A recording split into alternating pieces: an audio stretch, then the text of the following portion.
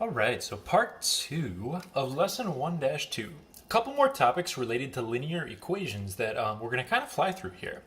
First thing I want to talk about is when you have just one variable in a graph and not two. Now, if it just says y equals 3, that is not the same as a 3x. If this did say y equals 3x, that would be like a plus 0 and 3 over 1. So it would be a diagonal line where I started at 0 and I went up 3 over 1.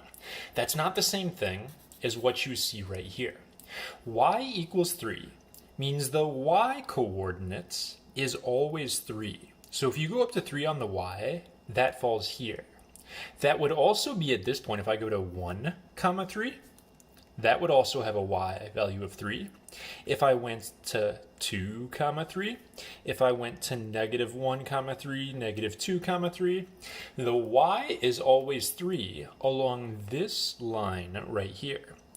Kids who learn about this in Algebra 1 initially sometimes get confused because it's kind of the opposite of what you'd expect. But when it's y equals number, you are actually going to be dealing with a horizontal line. You go to y equals 3, you throw down a flat line. Same concept, when x is a negative 5, you go to negative 5 on the x-axis here, because that's negative 5 comma 0. I could do negative 5 comma 1, negative 5 comma 2, comma 3, comma negative 1.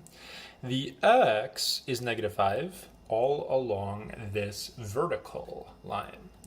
So it's like the opposite of what you might initially think, but that's a horizontal line and that's a vertical line. The other topic in this video I want to talk about is writing equations for lines. And there's a couple methods you could use for this. Point-slope form is probably going to be the easiest way. It's the way that most kids use. If you have a different method that gets you the right answer, I'm cool with that too though. But I'm only going to show the one method here. So whenever they ask you to give you the equation of a line, they need to tell you a slope. You have to know the slope or it's not possible to write a linear equation. So my first move is going to be to take those 2 points and to calculate my slope. So if I do y2 minus y1, you can always label your points if you need to. x1, y1, second x, second y. So I'm going to go negative 1 minus y1 is the 3 over, it's going to go x2 minus x1, 2 minus negative 6 turns it to 2 plus 6, which gets me a slope of negative 4 over 8, which I want to reduce to, it'll reduce to negative 1 over 2. When you get your slope, you're not done though, because they asked for the equation of the line.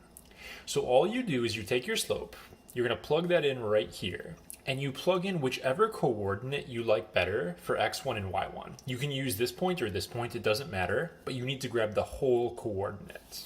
So if I say I'm grabbing this guy, the y just stays in the equation. That's just the y and the x are like locked into your equation.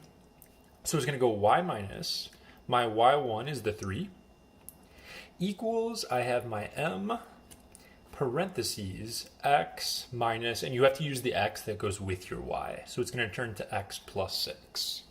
If I go ahead and do that, I need to distribute my negative 1/2 to both of those. That's going to make negative 1/2 x, and negative 1/2 times 6 is a negative 3. So my last step is going to be to add the 3 over and get y all the way by itself. When I do that, those actually happen to cancel. So I'm going to get y equals negative 1/2 x, or negative 1/2 x plus 0 if you prefer. So you throw it in the formula, you distribute, you get y by itself. They can also ask you to do problems like this. Give the equation of a line that is perpendicular to the line you just made that passes through this other random point. If it would have said parallel, parallel would be the same slope. So I would just use the negative 1/2 as my slope for this problem. But perpendicular, the rule is opposite reciprocal. You take their slope, you flip it over, so it's going to be a 2 over 1, and you change the sign. This was negative, so mine is positive. So this is a fancy way of saying, oh yeah, the slope for your line is going to be 2. So what I'm going to do now is take my new coordinate. This 0 doesn't mean anything. I don't need that anymore. I have my new slope. I take my coordinate, and I would go y, it's going to be plus 10 minus negative 10 equals m parentheses x, and it's going to be a plus 4, x minus x1. If you distribute that, it says 2x plus 8. And then for my final step, I will subtract my 10 over. If you do that, you're going to get y equals 2x minus 2. Perpendicular is opposite reciprocal for your slope. And our very last problem here looks maybe a little more challenging. Give the equation for a vertical line that passes through blah, blah, blah.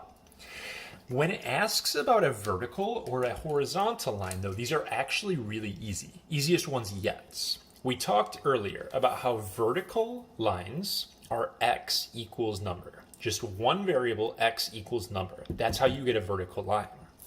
Well, for my example right here, I know it's vertical, so it's got to be x equals something. And if you look at your problem, well, what does x equal? This is my x coordinate right there. So it's just x equals 7, problem over. Done. If I asked for a horizontal line, I knew it would be y equal, and I can pick this number right here. But you just do x or y equals, and you pick the number that is appropriate.